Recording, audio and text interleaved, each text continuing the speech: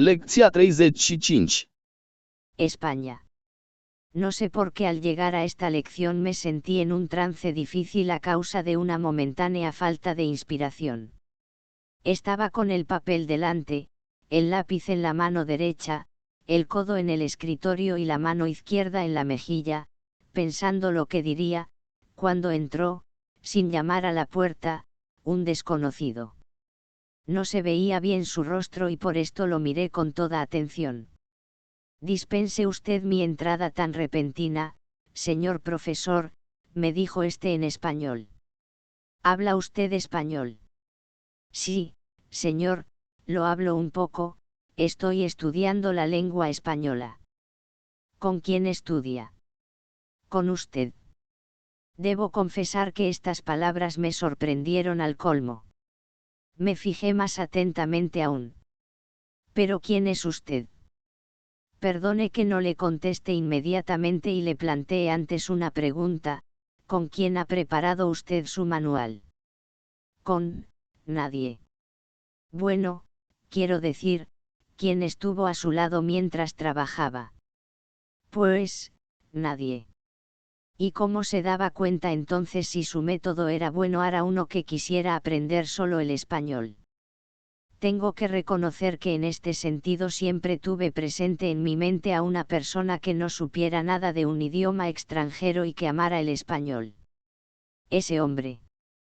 Pues, he aquí a ese hombre en carne y huesos. Soy yo. Sé que al leer esto, es fácil que alguno de mis lectores se encoja de hombros y deje diseñarse en sus labios una sonrisa, pero os aseguro que las cosas así acaecieron. A continuación no hago más que transcribir el interesante diálogo que tuvimos.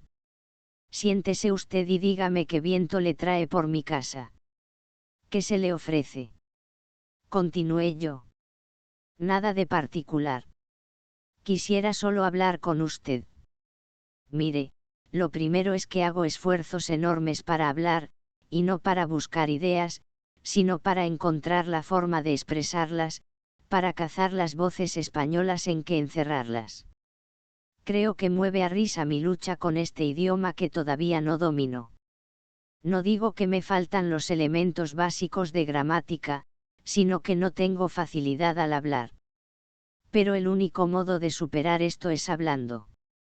Desde luego, soy de su parecer. Pero no pienso seguir adelante. Ya sé toda la fonética y bastante gramática. Creo que me basta, para uno que quiere conocer el español eso es suficiente. No diga esto. Tiene todavía mucho que aprender y el español hay que estudiarlo no únicamente en el manual sino en distintos lugares, en los libros, en el teatro, en el cine, en la prensa y, a todo lo largo de la vida. Para saber bien una lengua hay que leer, oír y conversar mucho. Aparte de eso, usted es una persona consciente de la necesidad que tiene cada uno de elevar incesantemente su nivel cultural y profesional. Solo así será un mejor constructor de una nueva sociedad. Lo que usted sabe ahora no es más que una milésima parte de la cultura española. Tendrá que leer toda su vida para poder conocer parte de todo lo que hay en los libros escritos en español. ¡Qué barbaridad! Entonces, ¿cómo haré yo para conocer todo lo que hay de interesante en la cultura española? Vaya una pregunta. Estudiando con tenacidad día tras día. Cada instante se puede aprender algo, por pequeño y poco que sea. Sabe que muchos pocos hacen un mucho. Lo que me inquieta es que no tengo grandes conocimientos sobre el mundo hispánico. Solo las últimas 4 lecciones. Le diré cuanto sepa por satisfacer su curiosidad. Admirable. Le quedaré muy agradecido. Le rogaría que me dijese lo que necesita saber acerca de España cualquier persona que aprende el español. Muy bien. Si no se aburre puedo enseñarle algo de la historia, la geografía, la literatura y las artes de España, así como de todos los demás países de habla española.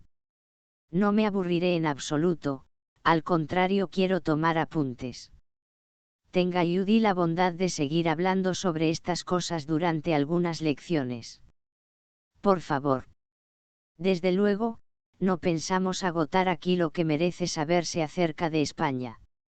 No obstante, trataré de exponer en 2 o 3 lecciones lo que más puede interesar. En esta lección una breve presentación geográfica seguida por un texto que aclarará la situación política de España. En la segunda y la tercera le diré, en breve, algo sobre la cultura y la civilización españolas, así como acerca de los más notables escritores de Hispanoamérica. No olvidaré de hablarle de las corridas de toros, espectáculo tradicional y característico del pueblo español, explicándole los términos taurinos. Comenzaremos pues con la geografía de España, que es, como usted lo sabe, un estado situado al suroeste de Europa, limitado al norte por Erancia y el mar Cantábrico. Al oeste limita con el Océano Atlántico y Portugal. Al sur y este está bañada por las ondas azules del mar Mediterráneo. Su territorio ocupa la mayor parte de la península ibérica, que es la mayor de las 3 penínsulas mediterráneas. Está separada del norte de África por el estrecho de Gibraltar. Al norte, la frontera natural con Francia es la cadena montañosa de los Pirineos. Paralelamente a ellos se escalonan en la península, la Sierra de Guadarrama, prolongada por la de Gredos, los montes de Toledo y de Guadalupe, la Sierra Morena, y la Sierra Nevada cuyo punto culminante, el Mulhacén, alcanza 3.534 metros. Limitan estas sierras la cuenca de los grandes ríos, Duero, Tajo, Ebro, Guadiana y Guadalquivir. En general, España presenta el aspecto de una elevada meseta. Su clima varía de una a otra comarca de la península. Existen tierras frías en las montañas elevadas, tierras templadas en las vertientes marítimas, y tierras cálidas en las costas del este y sur, pero la naturaleza ha puesto en España ese cielo claro que los poetas han cantado tantas veces. ¿Cuáles son sus principales producciones? España produce todos los frutos que se dan en los países templados y hasta en los tórridos. Abundan cereales, olivares, viñedos, siendo famosos en el mundo entero algunos de sus vinos, Jerez, Málaga y Alicante. ¿Cuáles son las ciudades más importantes y qué tienen de característico? Casi al centro de la península, a la izquierda del pequeño río Manzanares, sobre colinas de poca elevación, se encuentra la capital y el corazón de España, Madrid. Uno de los principales atractivos del transeúnte en Madrid es visitar su célebre Museo del Prado, cuya colección de pinturas es considerada como la mejor y más rica del mundo. Además de esto, son de igual interés el Museo de Historia Natural, el Palacio del Congreso o Parlamento, el Teatro de la Comedia, el de la Zarzuela, la Ópera, la histórica Plaza de la Puerta del Sol, el Alcázar, la Ciudad Universitaria y las plazas de toros. En Madrid, los edificios públicos y los bancos rivalizan en lujo. Pero esta es la fachada de la capital, que trata de disimular los violentos contrastes que se pueden observar a cada paso, la miseria impresionante junto a la riqueza ostentosa. Esta situación ha ido agravándose, cada vez más, en especial en los últimos 20 años de la tiranía de Franco y sobre todo desde el momento en que el dictador convirtió a la península en una agresiva cabeza de puente, cediendo bases militares al ejército norteamericano. Muchos aspectos de la vida de España permanecen ocultos a las miradas del observador extraño. Los ecos de los sucesos que se producen aquí no atraviesan siempre los Pirineos, aunque todos los años, inundan España turistas extranjeros que se dirigen principalmente a Madrid y Barcelona. El puerto más importante y una de las mayores ciudades de España es Barcelona, capital de Cataluña.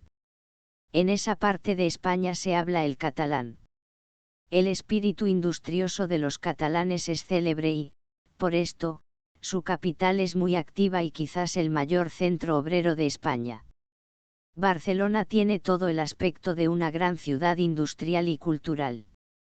Los edificios son magníficos. La parte nueva es grandiosa.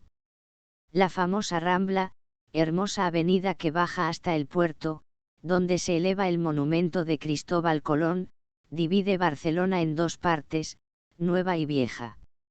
La parte monumental de la ciudad tiene grandes encantos para el artista, el interior de la audiencia, la universidad, los famosos archivos de Aragón, importantísima biblioteca, y uno de los mayores teatros de Europa, el Teatro del Liceo.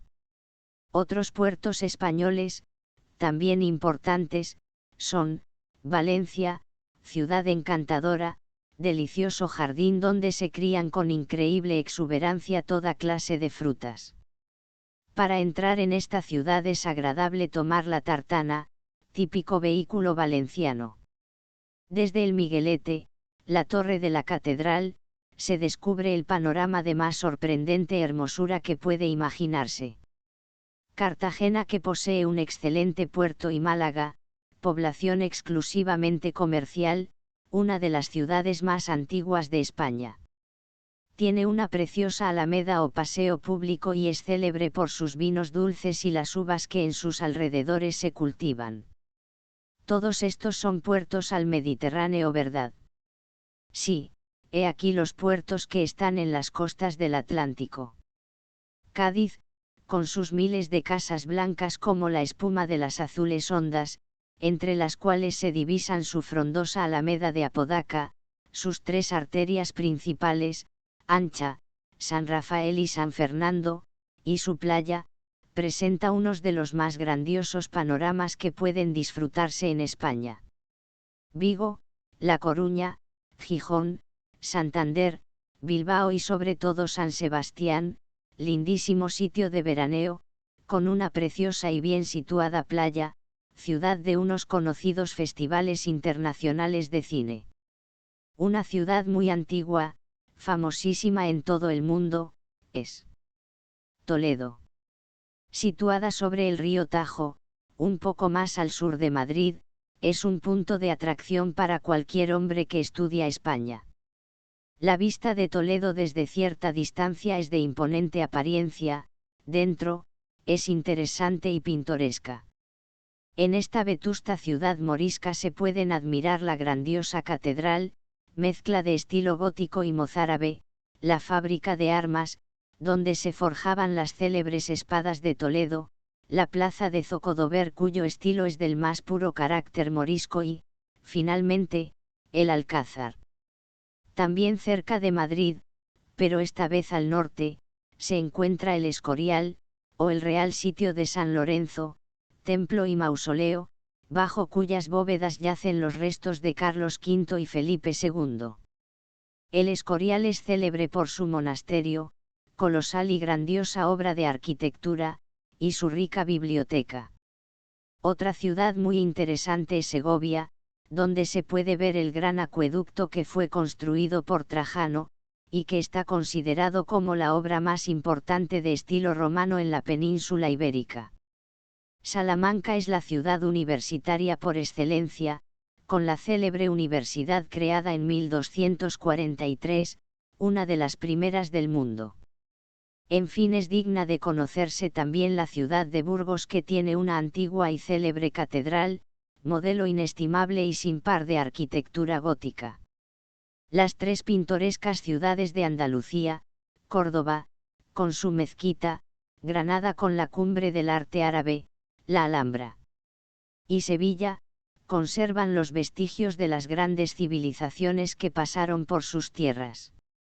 Los paisajes más encantadores se multiplican en ese suelo, donde se oye el dulce lenguaje andaluz, y que fue cuna de unas espléndidas danzas y canciones.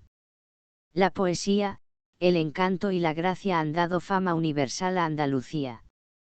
Pero, aquí se ha hecho proverbial la pobreza. Son características la miseria, la ignorancia, la falta de mano de obra calificada, el atraso de la agricultura.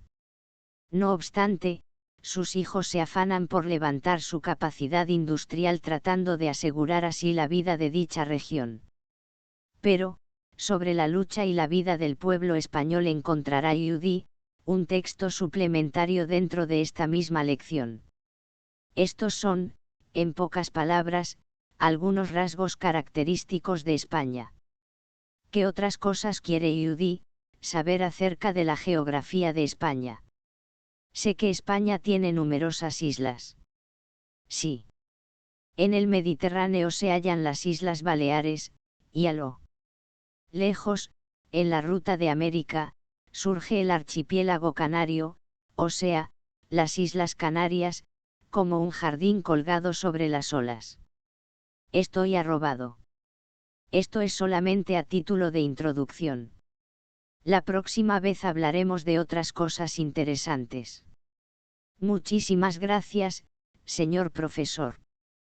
Palabras nuevas. Aburrir. A se plictisi. Aclarar. A lămuri, a explica. Acueducto. Apeduct. Afanarse. A se strădui. Apariencia. Aparență. Arrobado. Răpit, încântat. Contarca. Regiune. Criar. A crește. Imponente.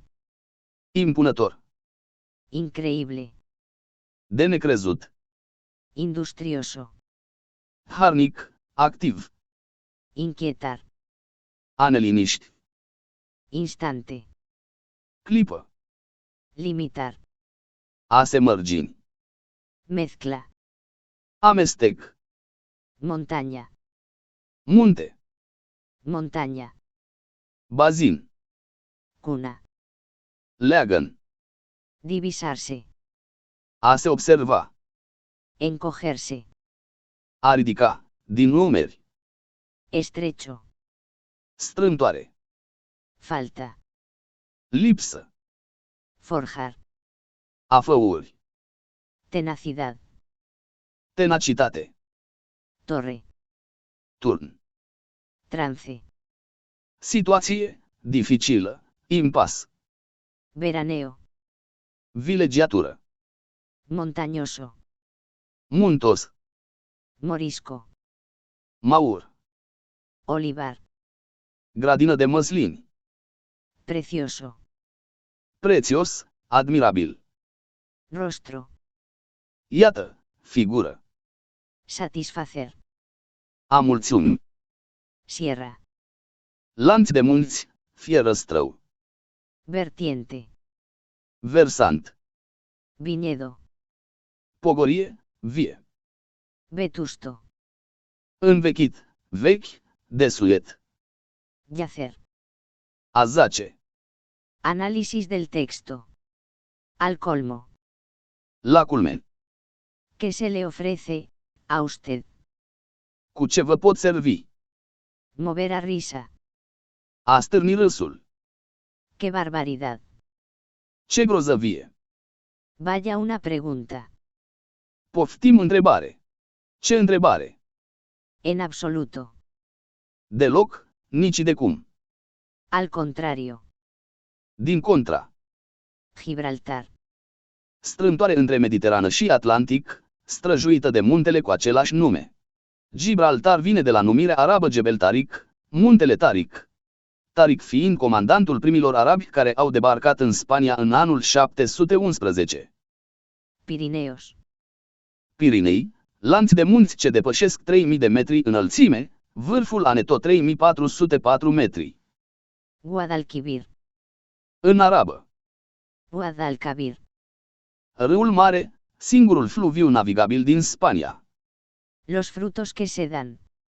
Fructele care se fac, cresc. Jerez, de la frontera.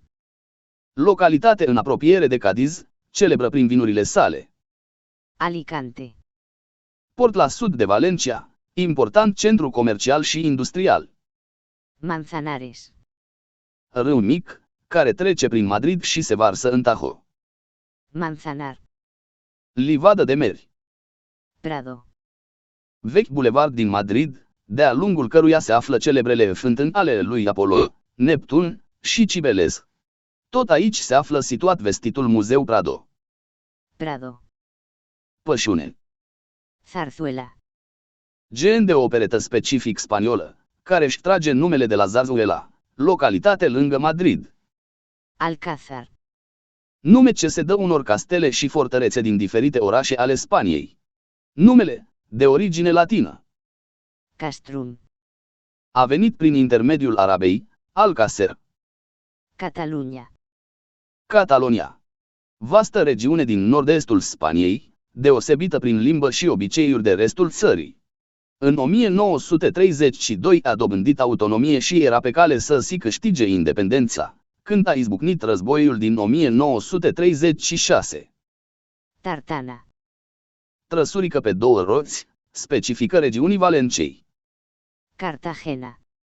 În antichitate Cartago Nova, oraș fundat de cartaginezii din nordul Africii. Divisarse. A se observa, nu trebuie confundat cu Dividirse. a împărți. Mozárabe. Stil arhitectonic spaniol, în limba arabă. Mustarab. Arabizat. Alt stil tipic arhitecturii spaniole este cel numit Plateresco. caracterizat prin excesul de basoreliefuri și arabescuri, analog oarecum stilului baroc, numit în spaniolă și Churrigueresco. de la numele arhitectului José Churriguera, 1650-1725, care l-a introdus în Spania. Yacen. Zac. Verbul Yacer. este folosit foarte rar, mai mult în epitafe. Marea lui neregularitate constă în faptul că prezintă trei forme paralele în conjugare. De altfel, nu se folosește decât la prezent indicativ, Yazco, yazgo o yago, etc.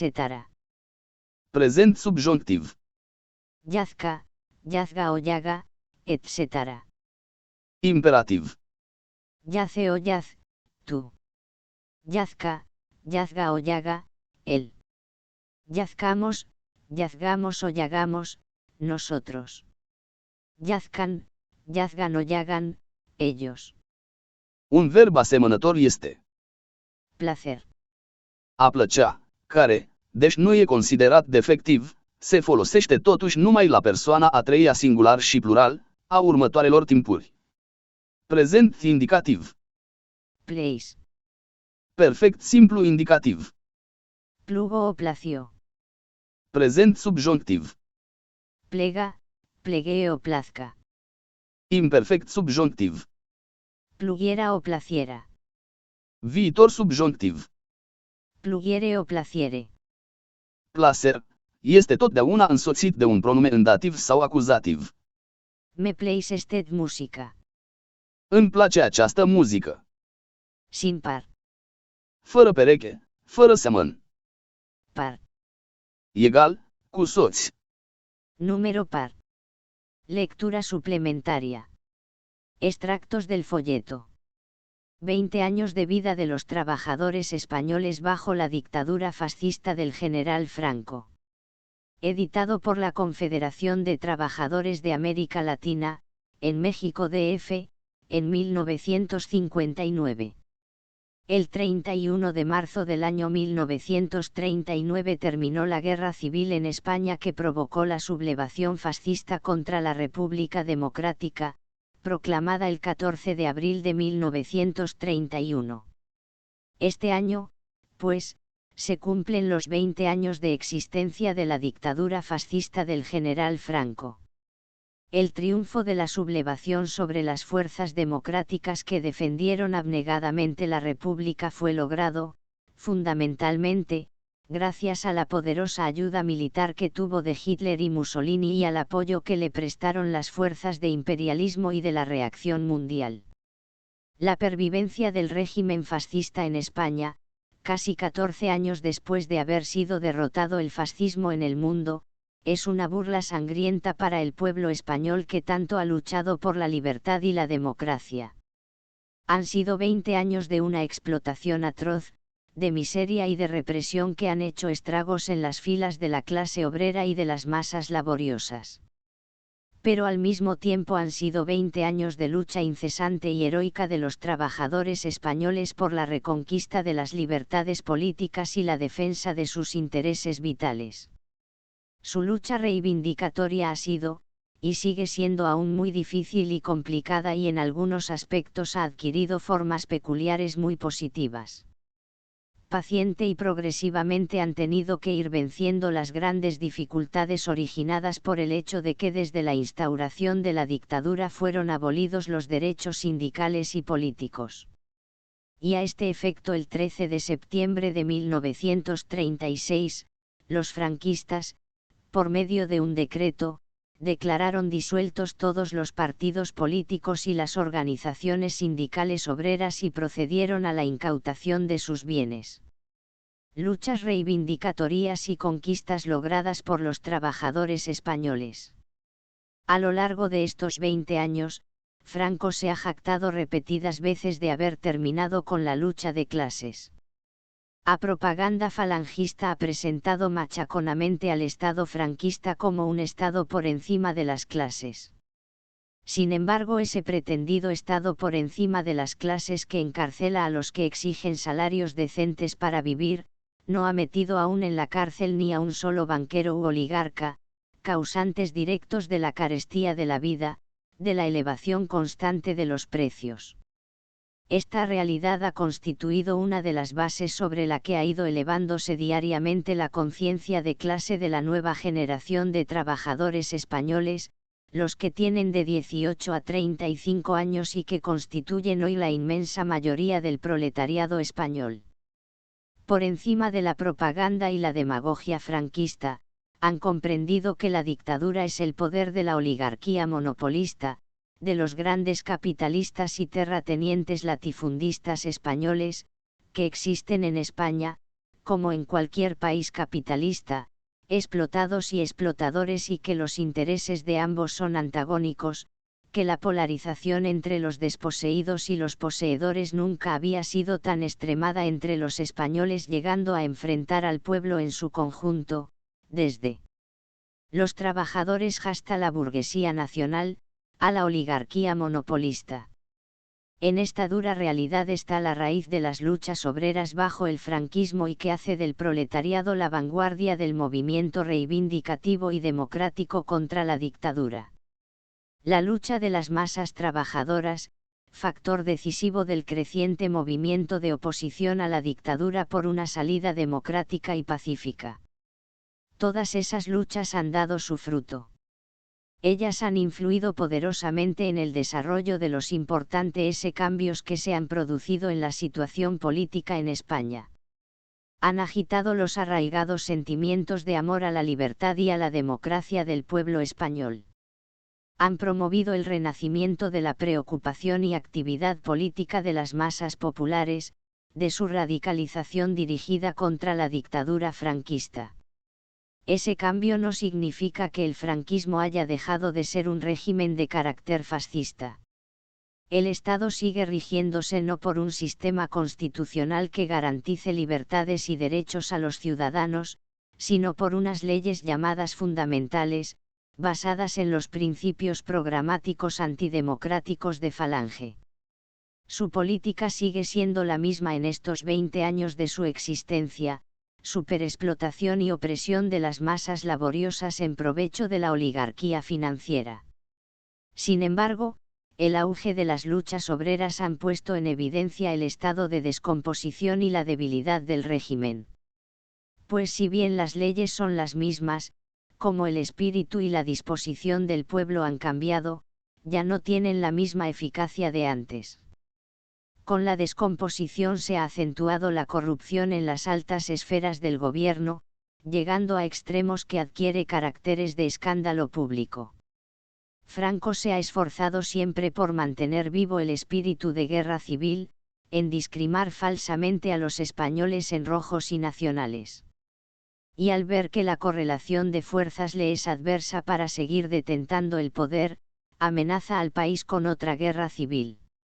En un discurso pronunciado en 1957 lanzó esta amenaza en los términos siguientes: si algo estorbase la realización de nuestro destino histórico, si algo se interpusiera en nuestro camino, lo mismo que en nuestra cruzada, daríamos suelta a la riada de camisas azules y de boinas rojas que lo arrollarían.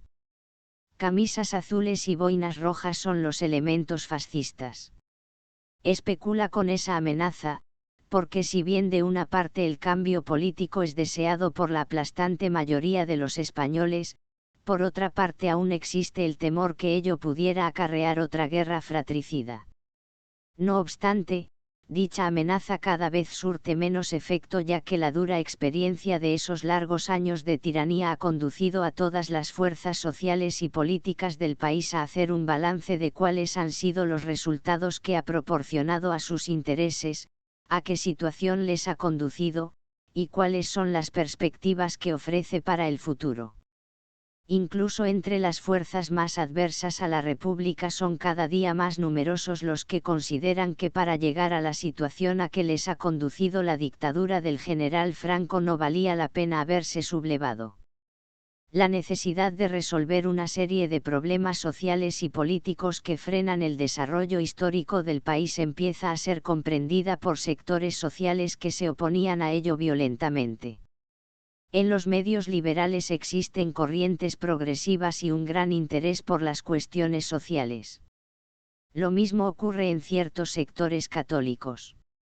En una palabra, entre las fuerzas sociales y políticas del país existe no solo interés, sino hasta simpatía hacia la clase obrera y las masas trabajadoras por sus luchas y el papel que desempeñan en la actual etapa y para asegurar el porvenir democrático de España. Es indudable que para los hombres más inteligentes de otras clases no pasa inadvertido, a pesar de la infame propaganda franquista, la importancia que tiene la existencia del campo mundial del socialismo, sus extraordinarias realizaciones, tanto en el orden social, como en el de la cultura, de la ciencia y la técnica. Todos los cambios que se han producido en la mentalidad de las fuerzas sociales españolas bajo el franquismo han creado una nueva situación política en España. La guerra civil deja de ser, como pretende Franco, la línea divisoria entre los españoles y es considerada, de más en más, solo como un hecho histórico, cuyas desastrosas consecuencias es necesario liquidar. La reconciliación nacional es sentida como una necesidad inaplazable, su realización posible y como premisa para un cambio pacífico, sin guerra civil, para reemplazar la dictadura franquista y poder resolver sin violencia los problemas de la libertad, de la soberanía nacional de España y su desarrollo económico que garantice una vida digna y humana a todos los españoles. Los 20 años de dictadura han sido años de persecución desenfrenada contra el pueblo, para defender los privilegios de casta e intereses de clase del puñado de terratenientes y capitalistas promotores de la sublevación fascista del 18 de julio. Franco ha intentado acallar con el terror y la represión la protesta del pueblo o las reclamaciones de los trabajadores.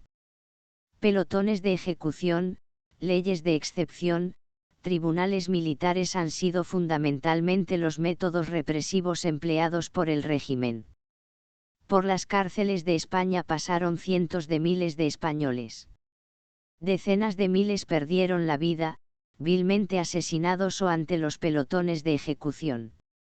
Otros se vieron condenados a una muerte lenta, sepultados en los presidios. Numerosos fueron, y aún actualmente, los represaliados, arrojados del trabajo, desterrados lejos de sus familiares, privados de sus medios de vida y de sus hogares. La represión se encarnizó, de modo permanente, contra todos los hombres que se esforzaban en reorganizar la acción de los trabajadores por la defensa de sus intereses y el restablecimiento de las libertades democráticas. Solo en el espacio de unos años después de instaurada la dictadura, decenas y decenas de dirigentes obreros y militantes antifranquistas fueron asesinados por la dictadura, después de ser bárbaramente torturados, mientras que otros muchos, víctimas también de salvajes torturas, eran condenados a prisión perpetua en las mazmorras franquistas. Frente a las aspiraciones del pueblo español de que se restañen las heridas del pasado y de que se abra un periodo de convivencia nacional, Franco sigue enarbolando la política del rencor, de la división, de la guerra civil.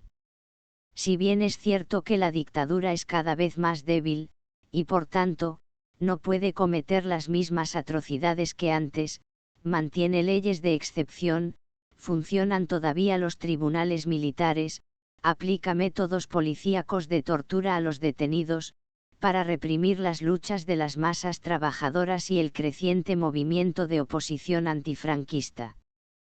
Pero la política represiva del régimen choca con la resistencia creciente de la clase obrera que no se arredra, ni se resigna a su situación. Un vasto movimiento de solidaridad apoya a los detenidos y represaliados, haciendo retroceder en muchos casos a las autoridades policíacas. En fábricas y talleres, los trabajadores aportan una contribución económica para ayudar a los presos y sus familiares. Son numerosos los abogados que se interesan por los detenidos y actúan por su defensa y libertad.